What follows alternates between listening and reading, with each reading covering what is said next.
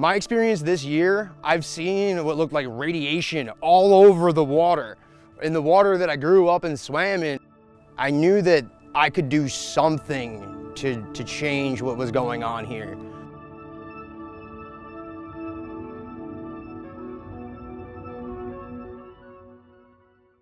We have a warning this afternoon for people who plan on heading to Delaware Park this weekend.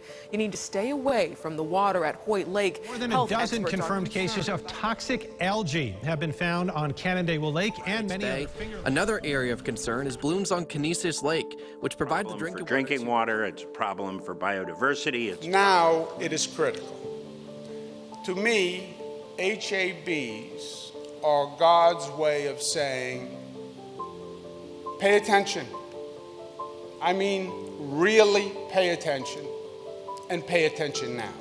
Public awareness and outreach is really key for something like this, and to get people thinking about it, that's really what we need to protect ourselves, to protect our health. People now are realizing, what can I do myself to make a difference here?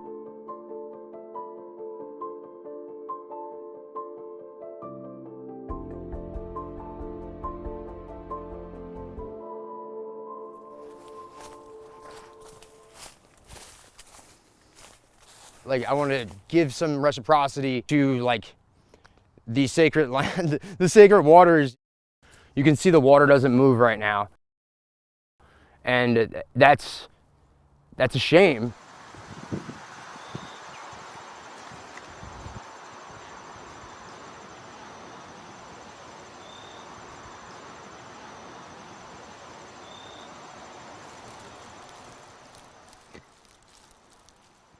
On this meter, it monitors pH, temperature, and specific conductivity.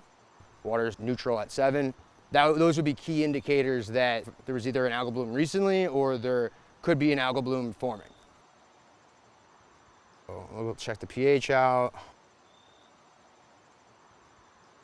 8.9. What is it? Yeah, that's outrageous. My name is Bobby Howe. I'm 31 years old. I grew up in Tilson, where we are right here. Pretty much spent my entire life here. We used to go swimming here all the time. It's not like that anymore because of the algae blooms. My dog had gotten exposed to it already without me even knowing because I was away at school. And within a year of that happening, he passed away because his lymph nodes made his organs all enlarged and inflamed. And when he got some blood infusions and went back to normal health, I guess his structure was still super enlarged, where his stomach flipped and tied into a knot, and he passed like instantly. That's because of the algae blooms and the exposure to microcystin that happened in 2019.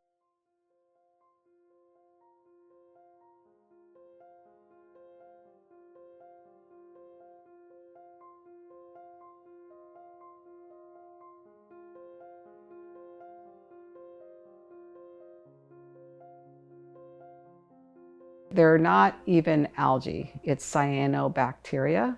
People call them algae because they look like what we think of as algae because they're green. It's cyanobacteria, single cell organism, and they create in a certain part of their life cycle and their blooming, they create microcystis. It's definitely a significant issue, and so when it's happening, it's important to get the word out to people not to walk your dogs. Dogs are a bigger concern, really.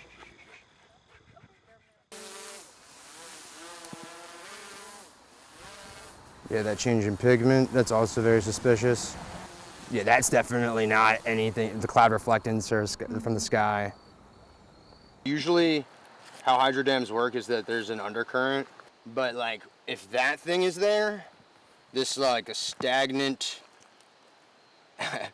either eutrophic or algal bloom, they have control of changing it. They're the only ones that do have control of changing it.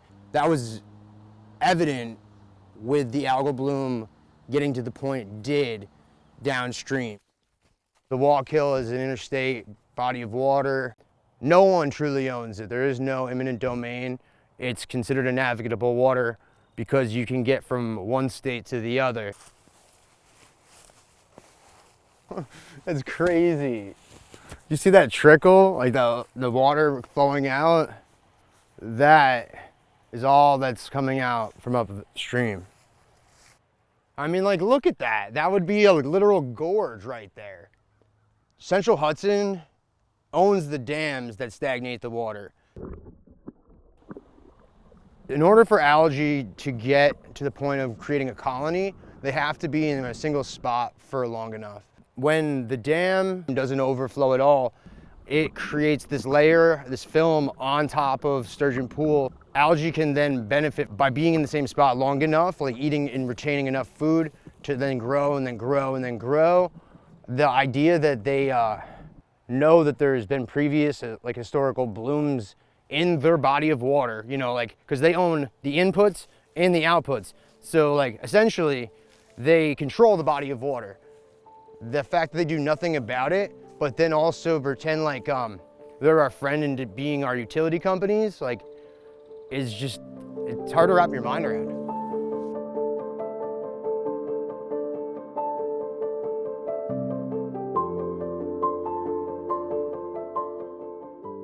We all are part of a watershed, and so I'm hoping that people will know that anything they do on their property or anywhere they are, that affects the water quality and the health of the rivers.